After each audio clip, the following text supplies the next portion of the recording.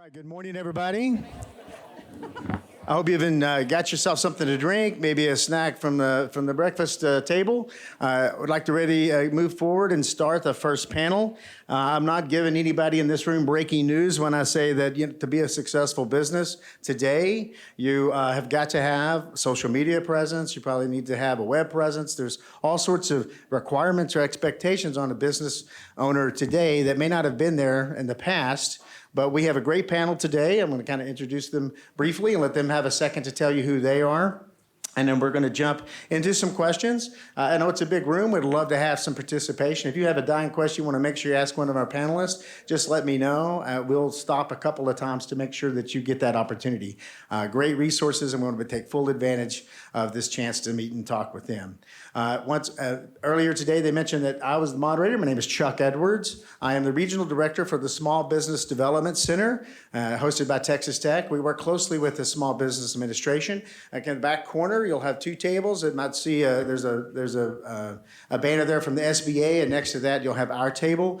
We provide no-cost consulting to small businesses. We provide workshops, training, and education, often at no cost as well. And then we also provide a lot of industry research, financial information, and just basic data that a business owner may need to make those kinds of decisions. We are grant funded, so most everything costs nothing to the business owner. So when we say Small Business Development Center, we mean small. Most of our clients are 4 people or less usually, that type of shop. And they're often, in this case, trying to wear many hats, as we all know. You're trying to do the books one day, and they're trying to do some social media work the next day, and they're trying to make sure your customers are happy as well. And so we'll help in any way we can with the consulting. So just reach to someone in our office, and we can have one-on-one sessions in person or Zoom. So that's a little bit about the SBDC, but more importantly today, I want to make sure we have some time to talk to our 3 panelists. I introduced the 3 panelists. We got Gary Vaughn on the end. He's the Executive Director of Marketing for Wayland Baptist University. And then in the middle here, we have Devin Sisk. She is a small business owner in Muleshoe, Texas, and has some really interesting experience with a particular industry, so in the agricultural industry and photography specifically. And so she's a small business owner, just like most everybody in this room. And we have Ashton Montgomery. She does quite a few things with us, and she works closely with clients who want to build their social media presence.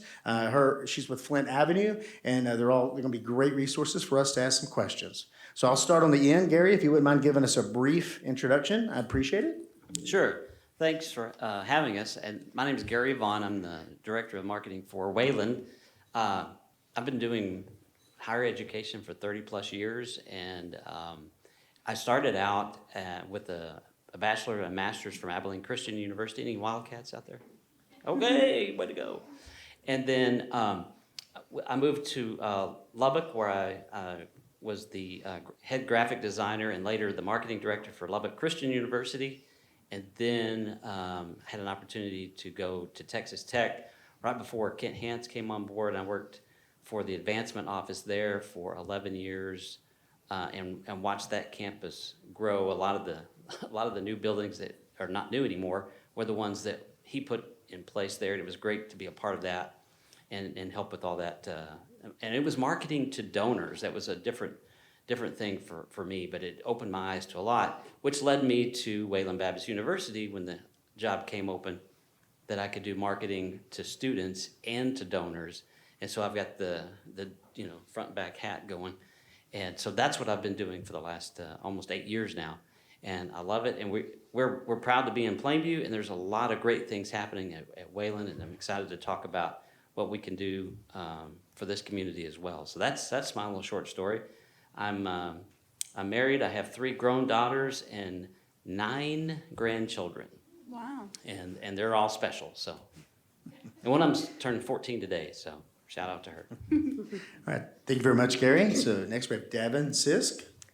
Yes, I'm Devin Sisk, and I grew up in New Braunfels, Texas, so in the hill country, but I call Muleshoe, Texas home now. People often wonder how we landed on Muleshoe, and I always say it's because we love West Texas people.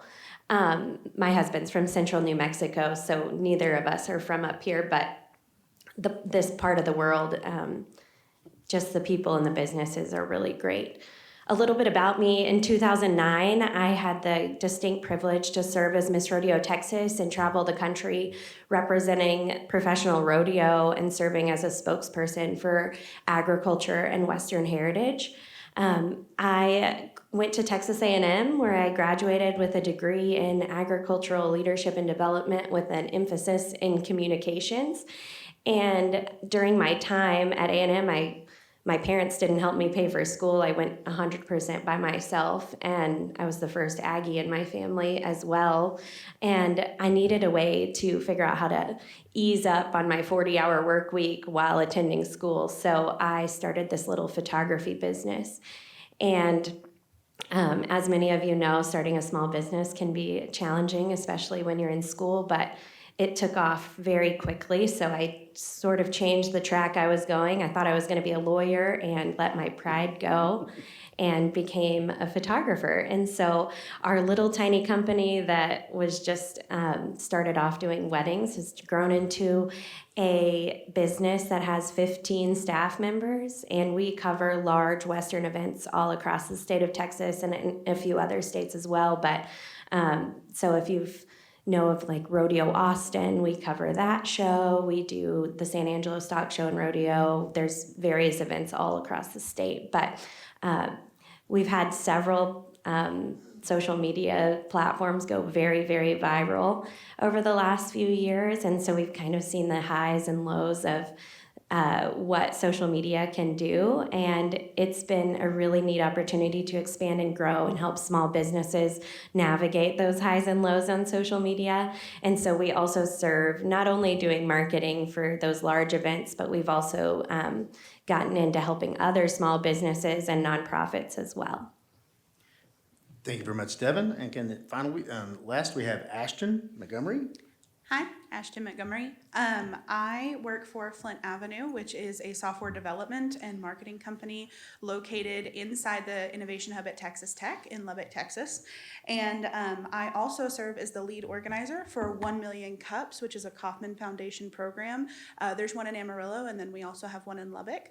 And I am also an entrepreneurial mentor for Red Raider Startup out of Texas Tech. So I go in and I help teach entrepreneurship to people ages 11 to 80.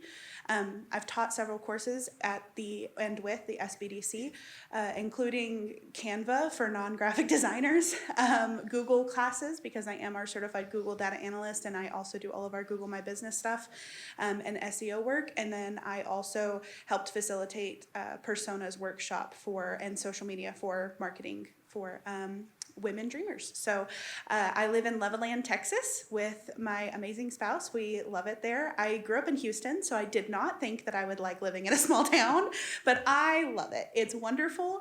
I feel like I'm in a Hallmark movie every day of my life.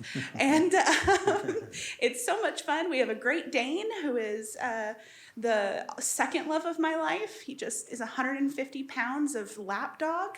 And my passions are the mental health of entrepreneurs. I watch it every day. I can't tell you how many people come into our office thinking they're getting social media consulting and end up crying in front of my CEO, just pouring tears. And so I'm currently going to school to become a licensed therapist, specifically with a focus in business, because entrepreneurs they have my heart. And so I'm very excited to be here today. Thank you very much, Ashton. Yes, it often feels like we're on an island by ourselves sometimes, right? Trying to solve some of those problems. So that kind of, I'd like to move on to some questions. We'll start with Gary. You'd mentioned you've been doing this for 30 plus years, so not picking on you for that, but we're going to say, okay, so since you've seen a lot over the last 30 years, what's the biggest challenge that you recognized in a company trying to get their name and their idea out? I think, the change in technology and how quickly it comes, just when you think you've learned it all, it changes, and you have to stay up with that. And large businesses often have a team of people that can help you navigate that change. We have a new president at Wayland, and she's wanting to be super active on social media. And we've reached out to a couple of higher education colleagues whose presidents are on social media. It's like, hey, this is new territory for us. We know a little bit about social media, but how do we handle a president being on social media?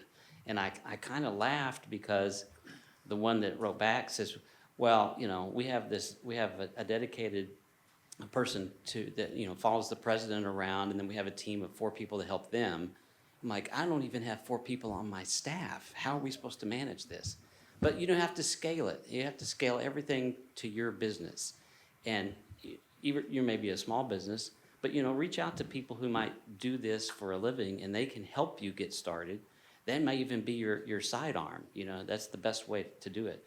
But to me, the challenge is just keeping up with technology. As a graphic designer, we couldn't wait for the next edition of Photoshop to come out because we wanted the latest and greatest. And I was always blessed because the university always wanted to have the next piece of software because that's what we're teaching students. So I always had the latest software at my disposal, but I found out one day when I went to a small printer and I said, here's the design, we've got it, we worked on it for a long time, and they said, we don't have that version yet. And I'm like, whoa, it just hit me that small business couldn't keep up with the technology, and the university at the time was just, they had to keep up in order to teach. And so it opened my eyes that sometimes as a small business, it's harder. So use these resources and see if you can't get some help to keep up with the technology and keep up with the way things change. Excellent. Yes, it's very true. That's the biggest challenge is you don't have to be knowledgeable about everything or every product or every program. There are people that spend most of their day doing that. So making sure you're connecting to those resources will help take some of that pressure off. You've got enough other things on your mind, and that's great advice, Gary. All right. So Devin, you had suggested you kind of seen the highs and the lows, right? You've seen a couple of things that I want to kind of just touch base kind of in that area. So tell us, is going viral, does it really make a difference? And what's happening with you and your company when that happens? Yeah, so I think going viral we've had several short form videos go like in the 10 million, 20 million view range. And it kind of blew up overnight, which can happen. I'm sure you guys have seen between TikTok and Instagram. And while it was like a very quick dopamine hit for us, it was very exciting to see these things blow up. It also generated a really large audience that isn't necessarily our target audience. And so while it was really fun and really cool, and it definitely did grab some of our target audiences over, the various videos that went really wild, I don't necessarily think that it's pivotal or 100% necessary to go viral. It can be fun. Like, it's really neat to see that thing go, into the millions of views. And once you get certain videos over, you can land in different creator funds and get paid from a different aspect of things, but from the actual platforms. But I do think that it also comes with some challenges. We have a lot of like I said, Western and livestock show, 4-H, rodeo events. And so it opened up a totally different group of people to our page that I think sometimes we could call the wrong side of TikTok. And so I spent hours just trying to weed through some of the non-fun comments that were pushing on videos that should have been a happy thing. And so I feel like that was a really big waste of time for me, sorting through the negative. But I will say that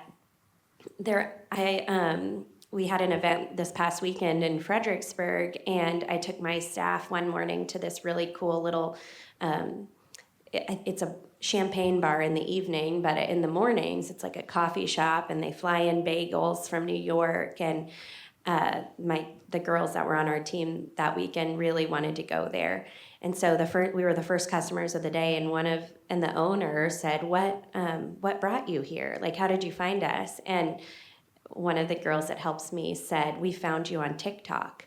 And she said 90% of the people that find us say that. And so I think there is a plus side and there is an upside to going viral because her videos did go viral and that is how we found her. I don't think it's necessary to the success of a business. Okay, great.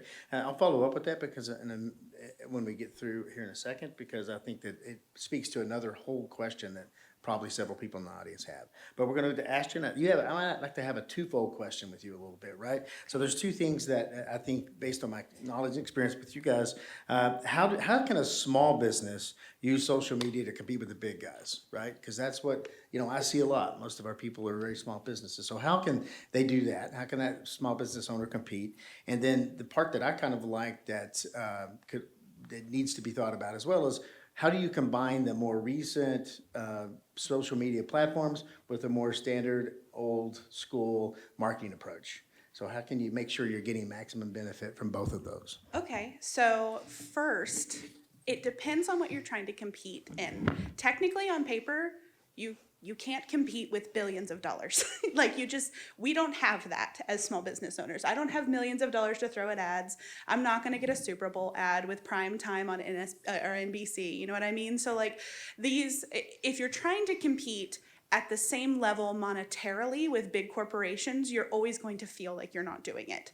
But what you're missing is the superpower of small business social media, which is you actually have an opportunity to connect and make real relationship with the people that you're trying to get to invest in your company and spend their money in. And so in my opinion, big business can't compete with you. There's no way Halliburton can make meaningful connections with every guy who works the line. They just can't. There's no way that Coca-Cola can know Sharon in Levelland, Texas. We love her. She drinks our soda every day. She gets a Diet Coke every single morning, and she has for the last 70 years. They can't know that, but you can.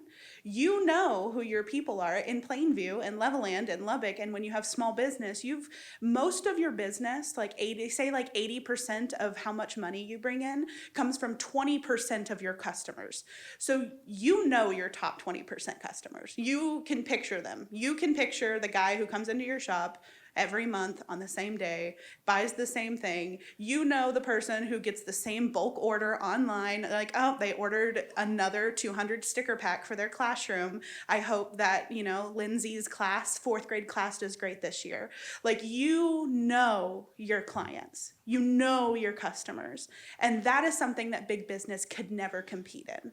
And so if you're asking how to compete monetarily, unless you've got a sugar daddy, it's not gonna happen. I did not strike oil. I don't know about you. If you did, you call me after. We'll meet. We'll go have lunch. But if you didn't, and you're me, and you live in a moderate house in a city with less than 15,000 people, and you have a dog who eats $200 worth of groceries every month, then I can only compete on the thing I know how to compete on, and that is being emotionally invested in the people who are financially invested in me. So that's the only way I can think to compete. Right. But for the second half of your question, for how to marry social media and traditional marketing, I think that social media in a way is traditional marketing, because in traditional marketing, all you do is the same thing you do on social media. It's another flyer. It's another business card. It's another event that you show up to. It's just another place for your face to be. So I think if you consider social media to just be in addition to your normal traditional marketing things, the things you already have to get graphic work done for, the things you're already getting content created for, it is just another part of the family. It's not, I think, a separate scary monster. And as long as you continue to carry what you do naturally on your website, naturally in your print, and naturally in person, if you carry in the relationship that you build with the people around you and the way that you present yourself in person, and you just put that, you're just posting that instead of telling people who you are, I think it falls naturally in line with traditional marketing methods. Great, thank you. And I'd like to point out that all three of them mentioned a different target customer they were trying to reach and what kind of methods and strategies they would use. So we'll kind of return back to that a little bit. So Gary, you talked about being able to donors and students. Tell us about Target. Devin, you had suggested that you had a lot of activity, but not necessarily connected to your target. So let's kind of spend a little time on that, and I'll just kind of throw it out there. And you tell us kind of the thing that you have learned in your experiences about making sure you're reaching the right person and how to cultivate that relationship that Ashton was just talking about. Yeah, and she's spot on. As a small business person, you need to understand who your audience is. What is your lookalike audience? Who is the customer that comes in? If you could write a profile description of the customer that comes in, and you're like, well, I have all kinds of customers. But who are the ones that are really buying your product or using your service? That's the ones that you need to target, because those are the ones that are going to keep coming back around and back around. And if the biggest thing I can say about big data is you have to keep up with it, because it is it's your sword in digital marketing that you didn't have in the traditional print. When you put a newspaper ad out 30 years ago, or you ran a radio or a television spot 30 years ago, you put it out there and you hope that you would get those customers coming in. And then you look around and your customer base is far more diverse than you imagined that it would be. And then you realize, well, I need to target this person. And so I give the example of you're selling a line of clothing, and one of your line is targeting teens, and all of a sudden, there's a handful of parents who's got teenagers coming in, and all of a sudden you have the latest Taylor Swift swag coming in. You've got to let those parents know that it's going to be here this weekend. But if they'll come in Thursday, you've got like an opportunity for them to have this FOMO moment, fear of missing out. And that's what all the kids do. They don't want to miss out. So you can be the hero. Let the parents know that the new merchandise will be here. And that way you can be on top of it. But too often, people don't understand who their target is. They don't know who the audience they're talking to is, and they put together the most generic ad possible, and it just kind of falls flat. And so I think, using that data that you have when you've gone into those businesses like Cavalier, where you have to put your email out there. They want your email because they want to send you something, and they want to be able to know who you are. So that's the key. And I think that's a really pointed, not everyone is for you. So I know that it's well, everybody can use my product. That's awesome. Technically on paper, we all can use everything. Who is for you? Who are you not for? Harley Davidson is not for typically their marketing is not for the pretty princess who likes to wear dresses every day and always has her hair perfect and has beautiful makeup. They don't market to her. Could she ride a Harley? Yes, and she'll look good doing it. But their marketing is for the people who want to be in their club. It's for the rough. It's for the people who want to be against society. Their marketing is targeted to a specific person. The other people who will find you, they'll find you. But the people that you want, the cult that you're creating, which is the culture that you want for yourself, those people, that's who you target. And sometimes that's not on every social platform. You don't have to be on LinkedIn and TikTok and Instagram and Facebook and Matador, and you don't have to be on all of them. If your person is oil and gas, you need to be on LinkedIn. They're not hanging out on Instagram. They think, you know what I mean? If you want 55-year-old men who wear Ralph Lauren, you're probably not doing stuff on TikTok. That's not your target audience. And so figure out, we call it fishing holes. Figure out who's already gathered your barrel of fish for you. But if I want a bass, I'm not fishing in a swimming pool. Find out what body of water you need to fish in, and then put all of your bait into that body of water. Don't be spending time in places that you don't need to spend time and effort and energy into if you don't have to do that. And especially if you're not going to catch the things you want to catch. If you want to catch a bass, do it where the bass are. But if you want to catch a bass, why are you fishing where there's minnows? You know what I mean? those kinds of things. Yeah. So Devin, so talking about impact, you're talking about Target as well. Tell us what kind of suggestions you might have for the people here about how to make impactful connections. You know, Ashton had mentioned him for you because you had to do that the hard way after you went viral. So Yeah, I think that that as small businesses, we have this fear of like, I need to market, I need to sell, I need to have, 100,000 followers, whatever it is, and gosh, it's like such a fear we have to get over. But I like to think like I'm special, but I'm not that special, and that's what makes us have to build those connections, like she talked about, like knowing exactly that your customers, fourth grade class is going to use their stickers. But I think on social media, the best way that we can challenge the bigger fish in the pond is to truly build those connections, and by doing so you've got to brand yourself.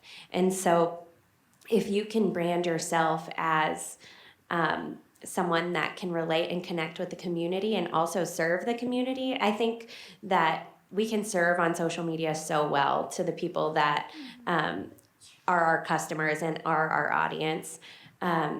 You can do that. I think there's Jenna Kutcher is a big marketing guru, and she always talks about how you want to serve, then sell.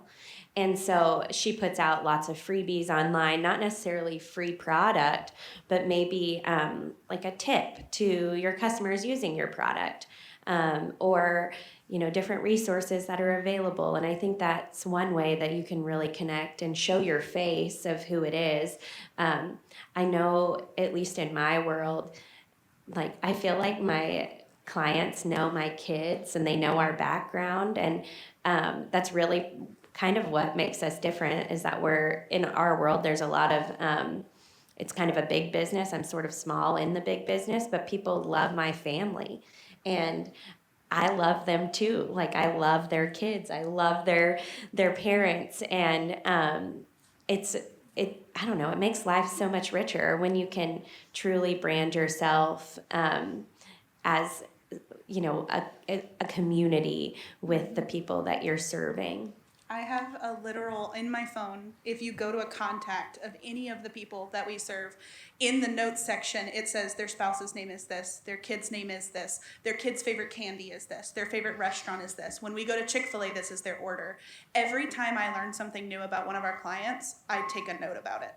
And I really think that kind of relationship where you fall in love with their kids, that's a superpower, man. Small business, like, there's so much goodness in that people don't realize. There's a book called, I read it and it was like a monumental change for me, and I can't remember who the author was, but it was called Hug Your Customers. And he talks about kind of a similar thing. He owns a big clothing shop, of high-end luxury. I don't know which one's doing it, but on the East Coast, and he talked about knowing exactly who they are and when their birthdays are and sending handwritten letters. And so that's one thing that you can definitely thank people online, and make it sincere and encouraging to them also. It's interesting. We talked about how do you compete with big business if you're a small business. This also speaks to smaller town versus maybe a larger population center. You have that opportunity to really connect with your community, even though it's Facebook or some other type of thing it seems bigger than that, but really it just helps you connect in Muleshoe or helps you connect in Plainview, or I think that's an interesting connection. All right, so let's kind of shift gears just a little bit. So we kind of have an idea of why we'd want to do it and the kind of people we want to reach. So let's, somebody who hasn't done a thing yet, they know they've needed to for months, years, they've just kind of waited, but they're ready to move forward and try to have a presence. Do we have any suggestions on like what things do you post? How often do you might post something? Is video better than pictures? That kind of question. Just anybody have some suggestions for that? We'll start with you, Gary. Sure. If you've never done anything, just start small. And yeah, you'll probably make a mistake along the way, but it might show how human you are, and that might resonate with your customer. But by doing a little bit, you put something on that content. And I always tell our external campus in our departments that you have to keep your social media active. A lot of times everybody gets super excited. I want a social media. I'm going to start doing it. And that first week they posted twice a day for a whole week, and they're excited. And then it just kind of goes dormant. And all of a sudden, the algorithm stops sending people your feed because it's not active, it's not moving. So you have to kind of put a game plan together. We call it a playbook that, I'm going to do this, I'm going to do that. And it's just like any other part of your business. Your employees know I have to, sweep the floor at the end of the day. I have to reconcile the register. When I open up, I have to turn off the alarm. There's all these routines you have to do. Just build that into your system. Is like, in the morning, sometime today, take a video, take a picture of a product, and we'll put it on our social media feed, and that will get us moving. The content is important, and sometimes it's not so much what the content is, but it's the fact that you have content. People want to be entertained, and they want to be informed, and you just have to say, how can I do that in my social feed? The second part of your question is pictures versus video, and I thought, oh, poor Devin. That's what she does for a living, is take still pictures. But if you go to her feed, there's this sweet little video of this little boy hugging his prized lamb at a stock show. And everybody's just like, oh, did you see that? And suddenly they're showing it and they're sharing it. And it had nothing to do with her business. She just caught this behind the scenes moment. And don't forget about your behind the scenes. When you get the product in, is it kind of weird that they all come in these really awkward boxes and you're trying to unload and try to figure out how to refold them and put them back on the shelf? Or, anything like that could be interesting. People want to know behind the curtain what goes on, what's happening. So, but go to her site and check that video out. It's really sweet. Thank you. I think that, right now, the algorithm's always changing, and it's so overwhelming. So try to not think too hard on that. Like, if you need to know, there's places you can go to learn about the algorithm, but I think you can get really caught up in the algorithm very quickly. But short form video is all the rage right now. And while I definitely use professional cameras to get that video, there's some pages that we manage that we don't use those professional cameras at all, and we're just using our phone. So you can 100% make some really cool videos and give insight onto what your company is and what your values are just from your phone. I also think something that has helped me a lot, especially in our busy season, it's hard as a type A, Enneagram 3 girl, to turn things over and let things go. But if you have people on your team, I know a lot of business owners, you wear all the hats, but if there's anybody in your life that might be into social media more than you, it's been a really big help at times to let some of the girls on my team just take over. And it gives them a leadership role. So even if it's, a high school kid in your on your team, it gives them a leadership role. So now you're pouring into your team, but also you can see their creative outlet as well. And then it's one more thing off of your plate. One of my favorite people who manages social media for a client we had is a 15-year-old that went to the high school in Levelland. It managed the Wallace Theater social for 2 years. And she was a kid. Her mom would bring in cinnamon rolls when she'd drop her off for work. I totally agree. If you especially are not cool with social media, my father-in-law hates it. He could never. It would never be him. I definitely agree that you should find somebody on your team and just hand it. And you can give them parameters. Don't post this, don't post that, don't say this. But everything else is free to go. I will also say that when you hire, if you hire us, for instance, to do your social media, we call what that is heartbeat content. What you post naturally on your own, the bad selfie of you sweaty with bad hair in the back room, will always get more engagement than our pre-designed graphic that has a quote on it that we posted for you through an automated system. Without fail, what you post naturally will always be pushed further than what somebody else scheduling out for you will do, because most of what we don't know your business. So what our scheduled posts are going to be like are way different than what your posts that you put out are going to be like. And so even if you hire somebody to do social media, I would say you still need to post on your own. And also, I would say don't forget that the stagnation of not posting, it includes things that you don't think about all the time, like Google My Business. Google literally refreshes every 7 days. And if they don't see that somebody's left a review, that you've posted a photo, that somebody's pressed the call button, if there's not change on that every 7 days, then they don't send more business your way. You lose ranking on the Google page. The same thing happens on Facebook. The same thing happens on Instagram. So their points were very good. I really couldn't add much more to either of what they said, because it's really just do it consistently, and do it vulnerably, and it will happen for you. Yeah. Authenticity. I mean, Authenticity, be yourself on your page. If you're just a hot mess when in the morning, just show that you're a hot mess. It takes a while to get it going. Yeah. If you're one of those that's up before the chickens, post a video with some chickens. People love that. People love chickens. Those are excellent suggestions. So I kind of have this question I tend to ask when I'm around people, because you learn from others, and we've all learned from our own mistakes, or we've seen other things happen. We try to make sure we don't replicate those mistakes. So I'm going to just kind of throw out there, either you might have had this happen in your own experience, or you just saw it happen and thought, I'm never going to make that mistake. Tell us about what a major lesson you learned through an error or a misstep. So we'll go, let's see, what's Gary, you from Ashton, you ready? Yeah, Okay, ready. all right. You look like you were thinking for a second. No, I'm not thinking. I knew immediately. Sorry, my CEO is also right there. And we were so excited about this new person on our team. He was amazing. He is funny and charming, and he dressed well. And so he was the light of any room he walked in, and he was in training, and we were so excited. And so we took a photo of him in our office, and we were like excited to talk about this new guy on our team and in our fun, beautiful office. And so we posted on social media, and we just went about our day. And then we looked like days later and realized in his training, in the background on the whiteboard, we had written the password to everything we do. Our Dropbox, our everything, all of our social media accounts, our emails for some things, all of it. That password was just in the back on the whiteboard on social media. We're a technology company.